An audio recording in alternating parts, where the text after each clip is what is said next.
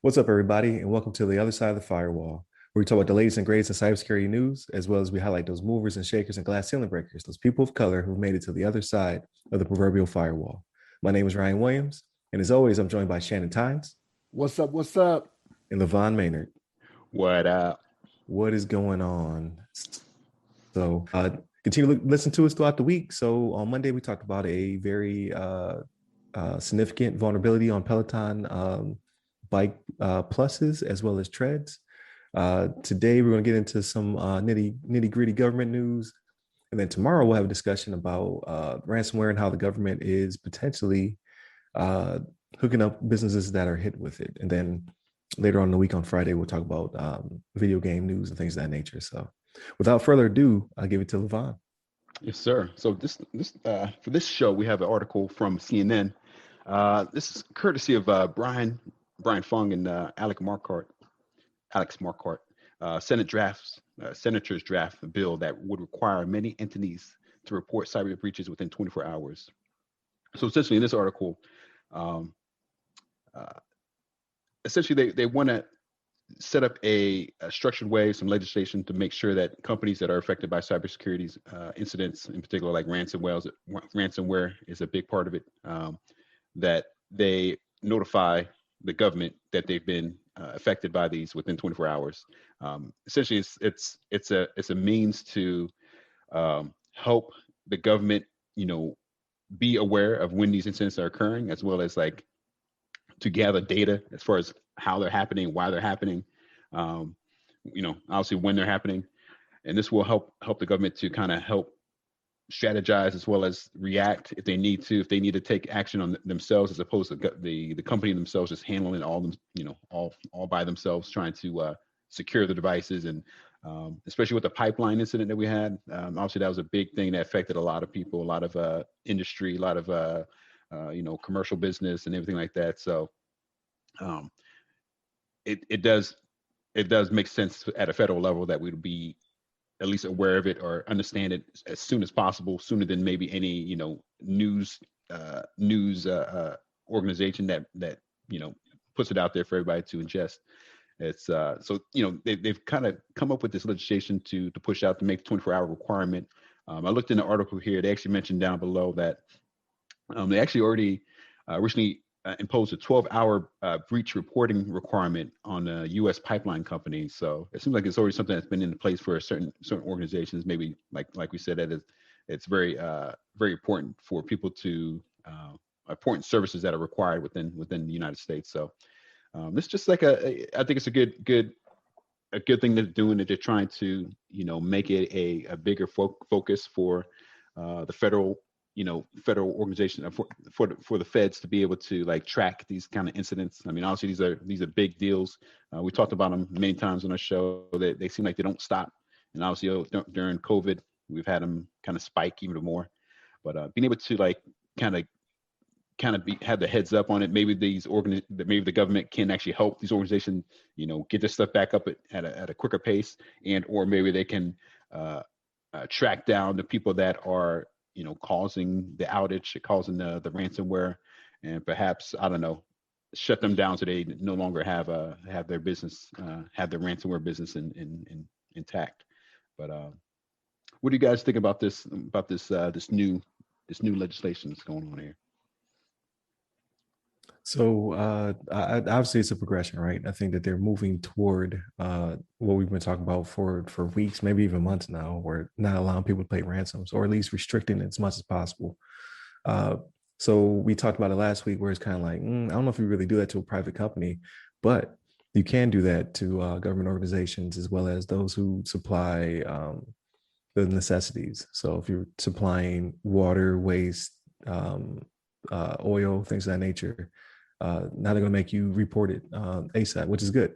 So they can get involved. And as we can see, the FBI is actually, they must have some tools, or they must have hired a lot of new talent.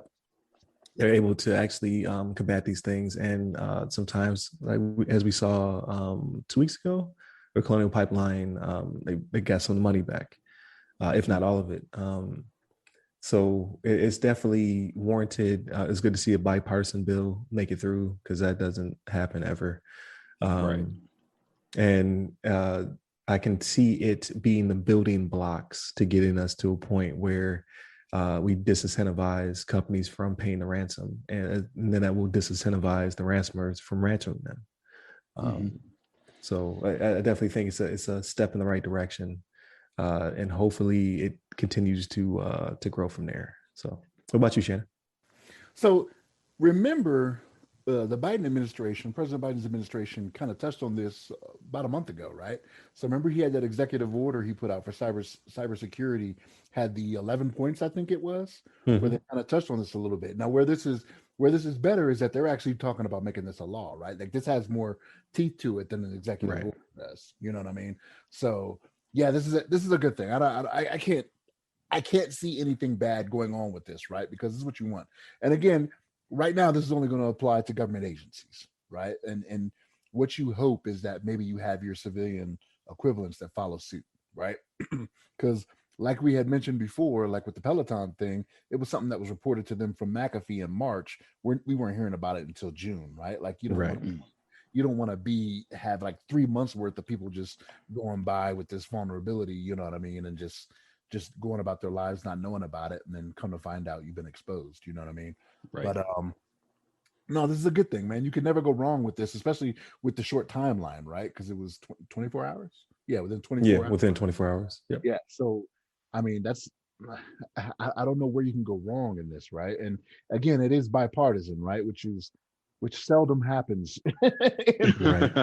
in Washington today, right? So Right. it's a That's good thing true. that we can all agree that this is a real problem. You know what I mean? It's not just lip service, because I mean people could stand up and say, "Oh, I want to do this." You know, cybersecurity, it's a big issue, this, that, and the third. But to actually put it into a law, like to have people's staff sit down and put the time into it and invest it and have it go forward, like this is a good thing.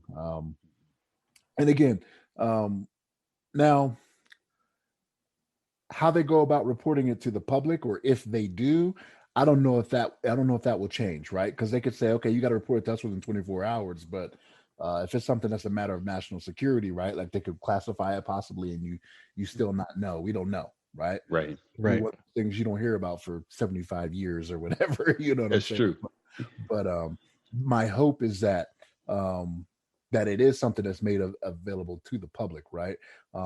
Public trust is one of those things we talk about all the time. It's always with private companies, right, that we usually talk about it. But this could be an instance where it's like, hey, I think people are, and I don't want to go too far down this road. I think people are losing trust in the government. You know what I mean? The U.S. government, and this could be one of the things that brings it back. Say, hey, we really are looking out for you.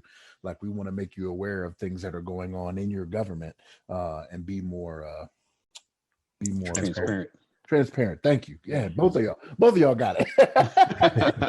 Yeah, be more transparent to the American public, you know, and keep that trust going. So no, this is a good thing. I mean, Department of Homeland Security would be the ones to develop the additional rules, definitions, and requirements, right? So, not a bad thing. Yeah.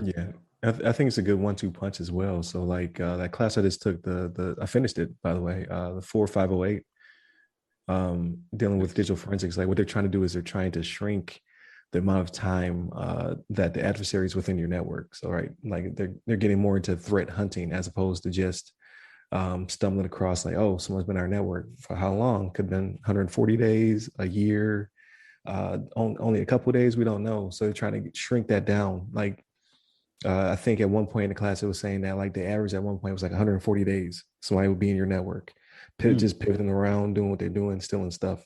So they're trying to shrink it so that way you're actually hunting for these threats. So with that combined with the real-time reporting, I think as long as the government has the capacity to do it, because if you tell everybody have to do it, now you actually have to field those reports and kind of help them along the way in a very efficient way. So if anything, it will grow whatever department it is. So like whatever part of the Homeland Security or FBI is working, it will have to get bigger and faster. So, that's an industry in itself. They could be creating a new industry that we can start looking into, helping people like decide if that's what they want to do. Like, okay, I want to go into threat hunting. Like, what do you want to do in the private sector? You want to do it for the government?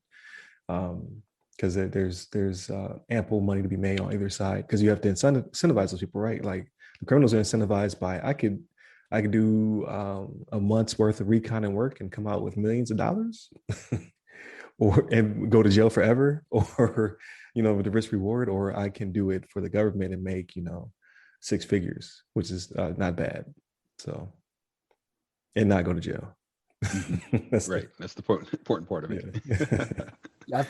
I think for them to attract the talent they need to do this, it would definitely be on the contractor side, right? Like I don't know if Department of Homeland Security is actually going to start taking on military bodies or anything like it. Well, I don't know. The Coast Guard falls under DHS, right? Or no? Am I wrong on that? They do. Yeah. Coast Guard falls under Department of Homeland Security. So that maybe they start up like a cyber unit in there or something. I don't know.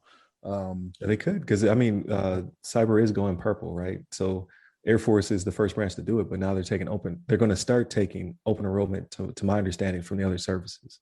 So that will get bigger as well. So yeah, I'm sure there'll be multiple entities, like maybe they'll have teams that specifically work for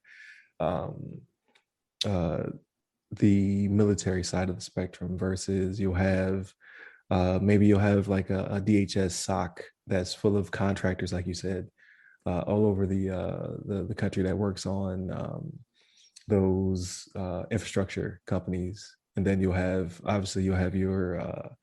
your not profiteers, but like your threat hunters for hire or something like that, like people who you just can pick up on what is it called, like a 1099 or something like that, where basically you're just you pay for your own benefits and all that stuff. Like we just pay you to do this job, and then the rest is on you. You're just contract to yourself. You talking about having cybersecurity mercs? Yeah, I can see it. Mercs. Yeah. Like, hey, Colonial Pipeline got hit again. We need a team. Right. We need a squad, a suicide squad. Suicide squad. What was the movie where they had like the old men were like all the old action heroes? Like, is it Red? Retired. Well, that one too. That one too. You're talking about Expendables. Expendables, yeah, that's what I was thinking about. But the Red too. The Red was a good one.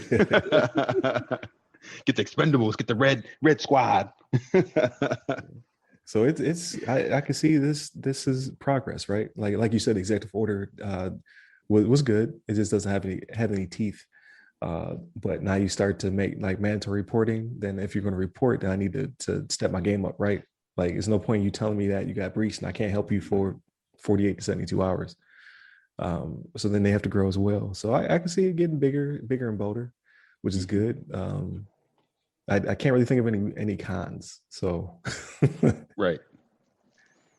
Just you have to pay people right though. Like I'm not going to come like a thing that we're kind of pivoting, but I think I'm starting to see a lot of, or is brought to my attention a lot of, is companies asking for people with these crazy certifications and experience, but not paying them right, or the reverse, where it's an entry-level job, but I need you to have 5 years of cybersecurity experience. You're like, well, wait a minute. Right. So maybe this will be a pipeline to get people in. Like and this is me thinking on the fly, but all of my education, training, and certifications all came from the government. I didn't pay a dime out of my own pocket. So if you can bring in people who are interested, willing, and have the aptitude into these new SOCs or whatever they're going to call them, you can build really good cybersecurity individuals with little to no experience. Like this could be their experience. You can start getting through the pipe as tier 1, tier 2 forensic analysts and things of that nature, right? And build them up to being, straight up cyber ninjas. If you put the money and time in. So the cyber ninjas, the one doing the audit, and I don't want to bring that. Hey, next topic. But interesting conversation. We're gonna dig deep into how the government may be helping people out when they get those breaches. Be the next topic that we discuss, and then on like I said, on Monday's episode, we talked about Peloton and the vulnerabilities or vulnerability that was just identified and patched. And then on Friday, because I'm not going to guarantee Ask Assist P. I didn't get any questions. If you have a question, please hit us up at RyRy Security Guys, RYRY Security Guy.